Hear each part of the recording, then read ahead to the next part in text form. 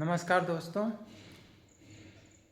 स्वस्थ कैसे रहें के चौथे भाग में आपका स्वागत है। तो चलिए हम शिवन द्विवेदी जी से मिलते हैं और उनसे जानते हैं कि बिना दवाओं के स्वस्थ कैसे रहा जा सकता है। तो आइए उन्हीं से बात करते हैं। प्रिय बंधु नमस्कार। जैसा कि पिछले एपिसोड में मैंने प्रातःकाल के नाश्ते के बारे में आपको बताया था कि प्रातःकाल का नाश्ता आप या तो अंकुरित अन्न और या कि फल वगैरह लीजिए, दूध लीजिए, ठीक है ना।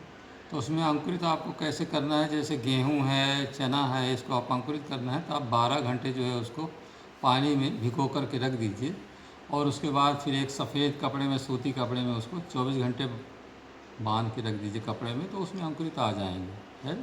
तो उसी अंकुरित अन्न को आपको उपयोग करना है सुबह, ठीक है ना। अब इसके बाद जो है चलते हैं अपन दोपहर के भोजन में कि दोपहर का भोजन जो लंच है आपका और आपका डिनर जो है वो कैसा होना चाहिए जो आपके स्वास्थ्य को ठीक रखता है। सुबह के भोजन में आपने देखा कि आपने जितनी भी सामग्री मैंने बताया वो लिया, वो सब जो है कोई भी अम्लीय नहीं है, सब क्षारीय हैं।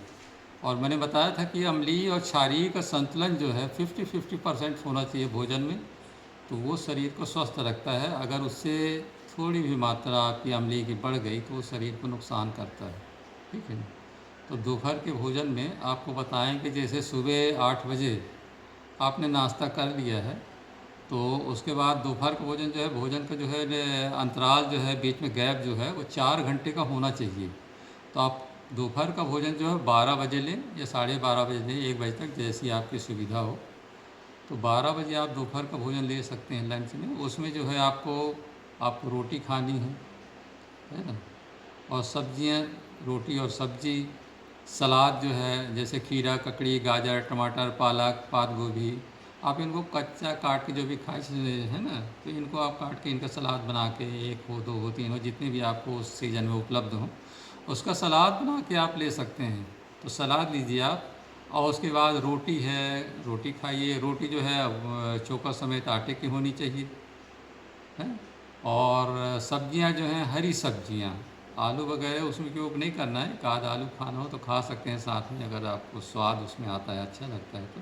बाकी आलू का उपयोग नहीं, हरी सब्जियों जैसे लौकी हो गई, भिंडी हो गई, करेला हो गया, और आपका तरोई हो गई, इस तरह की जो हरी सब्जियां हैं उन सब्जियों का उपयोग करिए। और उनमें मसालों का उपयोग थोड़ा, उसको बनाने में मसालों का उपयोग हिसाब से, जैसे है आपका धनिया है, जीरा है, हल्दी है, नमक है, बस इतने ही मसालों का उपयोग करिए। ज़्यादा मसालों का उपयोग करेंगे अनावश्यक तो वही जो है वो सब नुकसान, सब पेट में तो जाता है ना, तो पेट में जाकर सब वही तो सब वो करता है, गड़बड़ सब वो करता है। तो आपको इसका ध्यान रखना है कि रोटी सब्जी खाएंगे, सलाद खाएंगे। दोपहर का भोजन यही है। अब फल, अब कोई आवश्यक नहीं है, फल की जितनी आवश्यकता थी वो आपने सुबह ले लिया है ना। तो अब शरीर के लिए जितना था उतना वो ले लिया, लेकिन अगर आपकी इच्छा हो तो कॉम्बिनेशन इसका है, तो अगर आप चाहें, आपके पास सुविधा है, तो फल भी थोड़ा बहुत ले सकते हैं, 150 ग्राम। और इनके पहले जो, खाने के पहले जो है, जैसे 8 बजे आपने खाना खाया है तो आपको भोजन के पहले और 2 घंटे बाद ये करना है। तो 10 बजे आप जो है पानी पीजिए, फिर 11 बजे पानी पीजिए, फिर 12 बजे तो खाना खाना है, तो खाना खाने में आपको पानी नहीं पीना है, इसका ध्यान रखना है। और 10 बजे अगर आपको ज़्यादा वो है, अगर कहीं पानी की जगह कुछ और, तो जूस वगैरह है, जैसे मौसमी का जूस है, अनानास का, कुछ भी जूस लेना चाहें ना आपको उपलब्ध है तो उनको भी ले सकते हैं। तो ये सब क्षारीय हैं, तो ये शरीर में बैलेंस रहते हैं। और जो बताते हैं कि हमको ये प्रोटीन चाहिए, वो विटामिन चाहिए, ये खनिज लवण, तो वो सब सारे इसमें रहते हैं। और सीजन के हिसाब से, जो भी सीजन में जो भी फल मिले, भगवान ने हर सीजन में हर तरह के फल, बहुत मीठे रहते हैं फल, तो उनका उपयोग करिए आप। इसी तरीके से रात का है, रात में जब आप खाना खाते हैं तो रात में भी आपको, जैसे 4 घंटे का अंतर है, अगर 12 बजे आपने खाना खाया है तो आपको 5 बजे, 6 बजे, जो भी सुविधा हो, तो 4 घंटे से ज़्यादा हो जाएगा, 5-6 घंटे, तो आप 5 बजे, 6 बजे जितने वो, उस टाइम में भी आपको वही रोटी सब्जी लेनी है, ठीक है। और उसी तरीके से लेनी है जो मैंने दोपहर में बताया। और अगर आपको चावल जैसे, तो वो चावल थोड़ा क्या रहता है, हाथ का कूटा चावल वो ज़्यादा गुणकारी रहता है। हाथ का कूटा आज के ज़माने में कहाँ मिलेगा, वो तो पॉलिश रहता है, उसके सब वो सब जब उसमें मिल में जाता है ना, तो उसके जो पोषक तत्व रहते हैं वो उसे ज़्यादा नहीं रहते, निकल जाते हैं सब। और दूसरा जो जो है रोटी को आपको चबाना पड़ेगा। तो जब चबाएंगे तो उसमें क्या रहता है कि लार जो है उसमें मिलता है, तो वो एंजाइम्स रहते हैं, वो पाचन में आपके सहायक होते हैं। रोटी में ये फ़ायदा, तो उसको चबा चबा के खाना है। रोटी को खाने का तरीका भी है उसमें, तो आपको उसको चबा चबा के खाना है रोटी को, टुकड़े टुकड़े करके। और पहले थोड़ा सा रोटी खाइए, फिर उसके बाद थोड़ा सा सब्ज़ी खाइए। इस तरीके से खाएंगे तो जो लार है उसमें जो एंजाइम्स रहते हैं वो पाचन में सहायता करते हैं, वो भी बहुत ज़रूरी है। तो पाचन में सहायता करेगा और आपका स्वास्थ्य जो है ठीक रहेगा, है ना।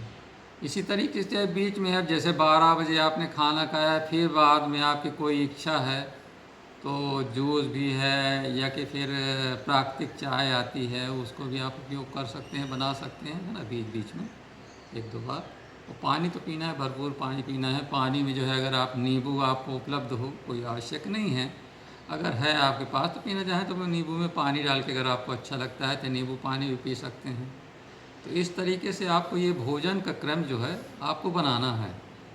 और आपका ये जो भोजन का क्रम है, जब ये भोजन क्रम बना लेंगे तो आपको कोई भी बीमारी, कोई भी वो जो है, कोई भी परेशानी, किसी प्रकार का कष्ट, ये कुछ भी नहीं होगा। ये बड़ा ही, मैंने इसको 40 साल इसका परीक्षण किया है अपने शरीर में, जो किताबें में लिखा हुआ, क्योंकि मैं तो सत्य का ज्ञान देना चाहता हूँ, इसलिए बिना परीक्षण किए मैं उसको आपको नहीं देना चाहता। इसलिए मैंने उसको अच्छी तरीके से आजमाया है।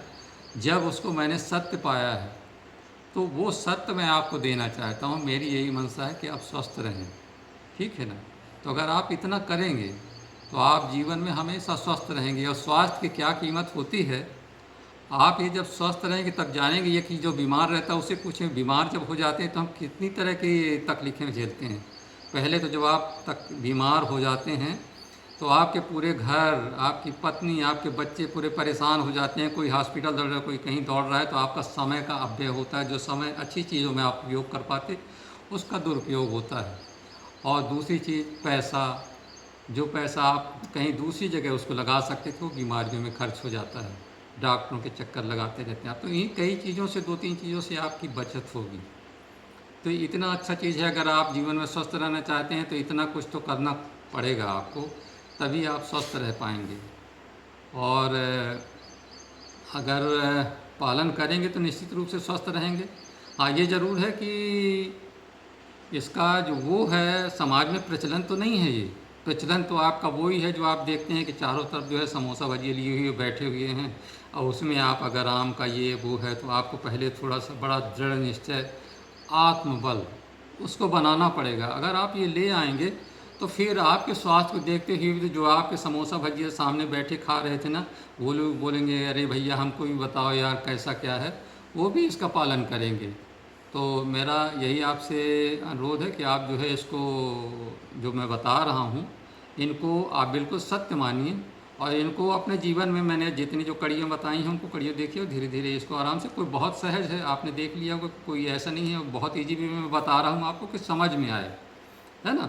तो इतना आप करेंगे तो स्वस्थ रहेंगे। ठीक है, धन्यवाद। और मैं आगे की कड़ी में और कुछ बहुत अच्छी अच्छी चीज़ें आपको बताऊँगा। अभी इसकी कई कड़ियाँ बनेंगी और आपके जीवन को स्वास्थ्य से भरपूर कर देंगी। जय श्री राम, जय भीम।